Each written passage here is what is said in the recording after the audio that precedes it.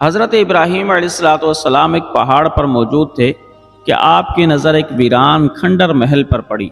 آپ پہاڑ سے نیچے اترے، اس محل کے اندر داخل ہوئے تو آپ نے اس ویران محل کے اندر کیا دیکھا کہ ایک لاش پڑی ہوئی ہے اور اس لاش کے ہاتھ میں ایک تختی ہے۔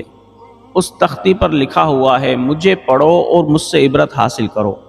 جوانوں، جب حضرت ابراہیم نے وہ تحریر پڑھی، حضرت ابراہیم نے اللہ رب الجلال کی بارگاہ میں رو کر دعا کی۔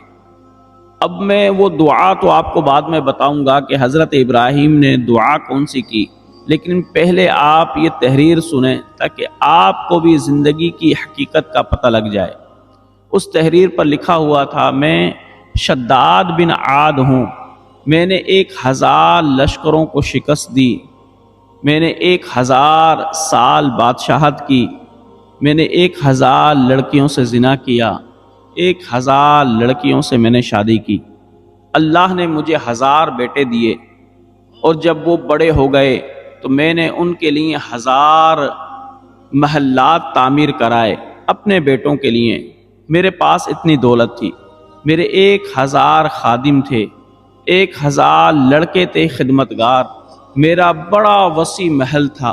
میں دنیا کی عیاشیوں میں، دنیا کی مصروفیتوں میں مستغرق تھا، لیکن ایک مرتبہ میں ایک لڑکی کے ساتھ زنا کر رہا تھا کہ اچانک موت کا فرشتہ آ گیا۔ جوانوں، جب موت کا فرشتہ آیا اور شداد نے موت کے فرشتے کو دیکھا، اس کے ہوش اڑ گئے۔ میرے بھائیوں، زندگی بھی ایسی ہی ہے، جب موت کا فرشتہ آ جاتا ہے تو پھر انسان کو مہلت نہیں دیتا۔ ہم دنیا کے اندر رہ کر آخرت کی تیاری نہیں کر رہے، اللہ رب الجلال کی بارگاہ میں جانے کی تیاری نہیں کر رہے، دنیا کے اندر ہی مصروف ہیں، حالانکہ یہ مصروفیت ہماری کبھی بھی ختم نہ ہوگی۔ کہتے ہیں کہ ایک بزرگ دریا کے کنارے بیٹھا ہوا تھا تو کسی نے اس سے کہا کہ بابا جی آپ دریا کراس کیوں نہیں کرتے، پار کیوں نہیں کرتے؟ تو وہ بزرگ کہنے لگا کہ بیٹا میں اس انتظار میں ہوں کہ دریا کا پانی خشک ہو جائے۔ تو وہ نوجوان ہنسنے لگ گیا کہ بابا جی پاگل ہو گئے ہو، دریا کا پانی کب خشک ہوگا؟ آپ کی تو زندگی ختم ہو جائے گی لیکن پانی تو خشک نہیں ہوگا۔ تو وہ بابا بھی مسکرا کر کہنے لگا بیٹا میں بھی تو لوگوں کو یہی سمجھانا چاہ رہا ہوں کہ دنیا کی مصروفیتیں ختم نہیں ہوں گی، جس طریقے سے دریا کا پانی خشک نہیں ہو سکتا ایسے ہی دنیا کی مصروفیتیں ختم نہیں ہو سکتی۔ لہٰذا دنیا کے اندر رہتے ہوئے ہی آپ یہ سوچو کہ میری مصروفیت ختم ہو جائے گی تو میں اللہ کو یاد کروں گا، تب میں نمازیں پڑھنے لگوں گا، تب میں روزے رکھنے لگوں گا۔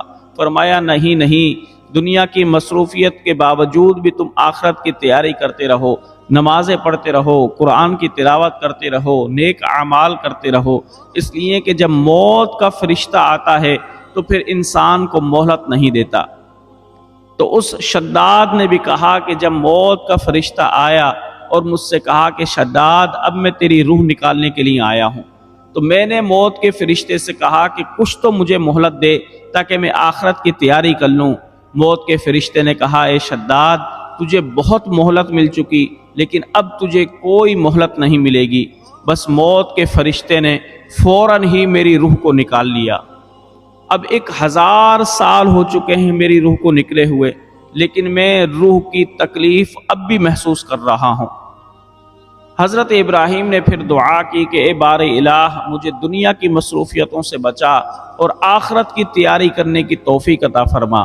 تو جوانوں، آخرت کی تیاری کرتے رہو، دنیا کی مصروفیتیں کبھی ختم نہ ہوں گی، یہ تو آخری سانس تک چلتی رہیں گی۔ لہٰذا عقل مند نوجوان وہی ہے، عقل مند مسلمان وہی ہے کہ جو دنیا کی مصروفیتوں کے باوجود بھی آخرت کی تیاری کرتا رہے۔